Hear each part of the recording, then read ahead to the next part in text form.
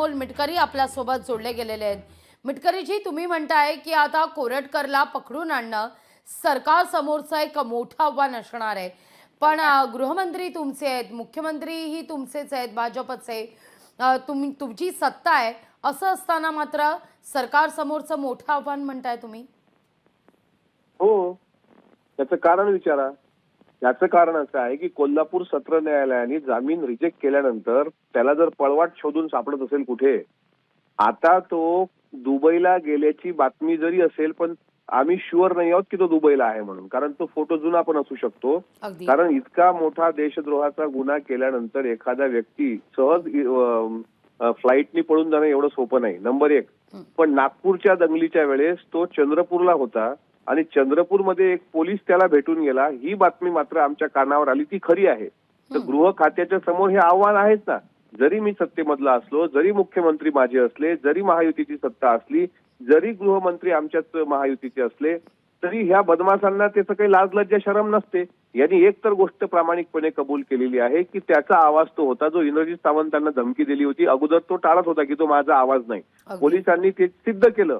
त्यानंतर जर तो गुन्हेगार नाही तर त्यांनी पळून जाऊच नाही, त्यांनी आत्मसमर्पण करायला पाहिजे होतं. पण तो अशा पद्धतीने पळत असेल तर मला शंका येते आहे नागपूर पोलिसांच्या एकंदरीत कार्यपद्धतीवर.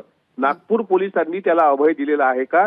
नागपूर पोलिसांची सुद्धा चौकशी या निमित्तानं मुख्यमंत्र्यांनी करावी. मी तशी मागणी स्वतः सोमवारच्या सदनामध्ये करणार आहे. कारण एकंदरीत नागपूरची दंगल पाहता इंटेलिजन्स ब्युरोला हे माहित नव्हतं का अशा प्रकारची हिंसा नागपूरमध्ये होणार म्हणून. तिथे नागपूर पोलीस फेल गेली आणि चंद्रपूरला हा आरोपी एका पोलिसाला भेटतोय, म्हणजे नागपूरच्या पोलिसांना माहित नसेल का? नागपूरचे पोलीस त्याच्या मागावर आहेत. मी स्पष्टपणे आता माझा आरोप आहे की प्रशांत कोरटकरला मोकाट सोडण्यामागे नागपूर पोलिसांचा हात आहे. Nagpur CP, Nagpur IG, Nagpur SP यांची ही जबाबदारी आहे की छत्रपती शिवाजी महाराजांचा अपमान करणारा असा मोकाट सुटत असेल आणि तो चंद्रपूरला त्याला पोलीस भेटत असेल तर याची चौकशी करा आणि तात्काळ जर त्याला जेरबंद करणार नाही तर मग आपल्या सरकारवर एकंदरीत प्रश्नचिन्ह निर्माण होईल आणि म्हणजे काहीही कारण नसताना जाणीवपूर्वक मुख्यमंत्री बदनाम होतात, जाणीवपूर्वक महायुतीचं सरकार पण बदनाम होतं, सगळ्या गोष्टी त्यामध्ये बदनाम होतात. ही पोलिसांची जबाबदारी तुम्ही म्हणताय की नागपूर पोलिसांच्या एकूणच कार्यपद्धतीवर तुम्ही संशय व्यक्त करताय. तुम्ही हा मुद्दा हाऊसमध्ये सोमवारी उपस्थित सुद्धा करणार आहात. आज मुख्यमंत्री गृहमंत्री देवेंद्र फडणवीस नागपूरमध्ये आहेत.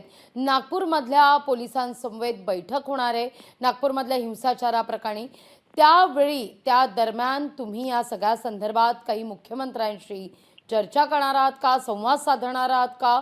तुम्हाला जो संशय आहे त्याविषयी सुद्धा त्या ठिकाणी चर्चा व्हावी याविषयीची काही मागणी? 100% तुमच्या चॅनलची बातमी हे माननीय मुख्यमंत्री महोदयांपर्यंत गेलेली आहे. मी जो फोन दिलाय तो. आणि आज ते मला माहिती आहे 2 दिवस सुट्टीचे आहेत, त्यामुळे ऑफकोर्स ते नागपूरची कायदा सुव्यवस्थेची प्रश्न बघितला तर ते नागपूरला असतील. आणि मी आता संपर्क करतोय त्यांच्याशी एकदा संपर्क झाला की हे कानावर टाकणार की साहेब आम्हाला नागपूरच्या पोलिसांवर शंका येते आहे, नागपूर पोलिसांची चौकशी लावा आणि जर यांनीच त्याला मदत केली असेल चंद्रपूरला जाण्याला तर त्यांच्यावर पण देशद्रोहासारखे गुन्हे दाखल करा. नागपूरमध्ये दंगल होती, नागपूर पोलिसांना माहित नाही. कोरटकर नागपूरमध्ये असताना नागपूर पोलिसांच्या हाती लागत नाही, म्हणजे शंकेला वाव आहे ना. मी माननीय मुख्यमंत्र्यांशी गृहमंत्र्यांशी बोलणार, त्यामुळे मला विश्वास आहे की गृहमंत्री त्या बाबीला गांभीर्याने घेतील. निश्चित. मिटकरीजी, धन्यवाद आमच्याशी संवाद साधला त्याबद्दल. लोकशाही मराठी ऐका, पहा, जागरूक रहा.